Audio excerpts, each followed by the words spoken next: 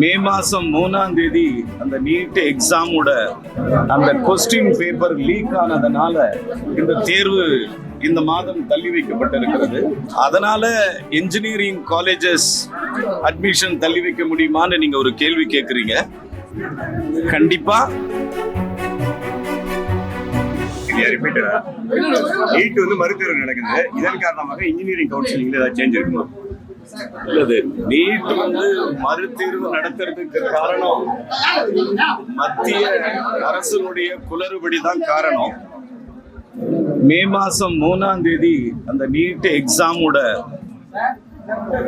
அந்த question paper leak ஆனதுனால இந்த தேர்வு இந்த மாதம் தள்ளி வைக்கப்பட்டிருக்கிறது. அதனால இன்ஜினியரிங் காலேஜஸ் அட்மிஷன் தள்ளி வைக்க முடியுமான்னு நீங்க ஒரு கேள்வி கேட்குறீங்க. கண்டிப்பா உயர்கல்வித்துறையினுடைய செயலரோடு கலந்து ஆலோசித்து இன்றோ அல்லது நாளையோ எனது முடிவை நான் அறிவிக்கிறேன்.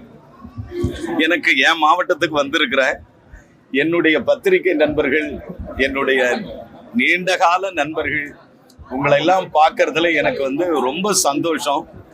இது ஒரு வரமா நான் நினைக்கிறேன்.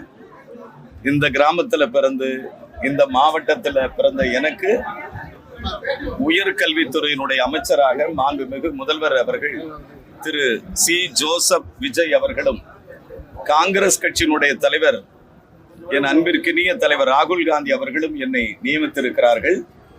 இந்த துறை ஒரு டிரான்ஸ்பரண்டான துறையாக செயல்படும். இந்த துறையில் எந்த தவறுகளும் குளறுபடிகளும் நடக்காத அளவிற்கு நாங்கள் மிக கவனமாக இந்த உயர்கல்வித்துறையை செயல்படுத்துவோம். இதுதான் கடலூர்ல இருக்கிற செய்தி. நாம் பல்கலைக்கழகம் போற அண்ணாமலை பல்கலைக்கழகத்தினுடைய ஆய்வு இருக்கு. அண்ணாமலை பல்கலைக்கழகத்தின் ஆய்வு முடித்த பிறகுதான் நாம் பத்திரிகை நண்பர்களை சந்திக்கிறேன். இது நம்ம ஊரு, இது நம்ம நண்பர்கள். உங்களை பார்க்கறதுல எனக்கு அளவு கடந்த சந்தோஷம். நன்றி, வணக்கம்.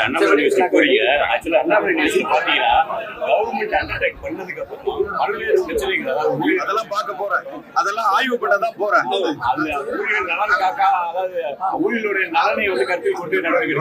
கண்டிப்பா நடவடிக்கை ஆய்வு பண்ணிட்டு. பிளே ஸ்டோர் மற்றும் ஆப் ஸ்டோரில் இருந்து பாலிமர் செயலியை QR கோடு மூலம் பதிவிறக்கம் செய்யுங்கள்.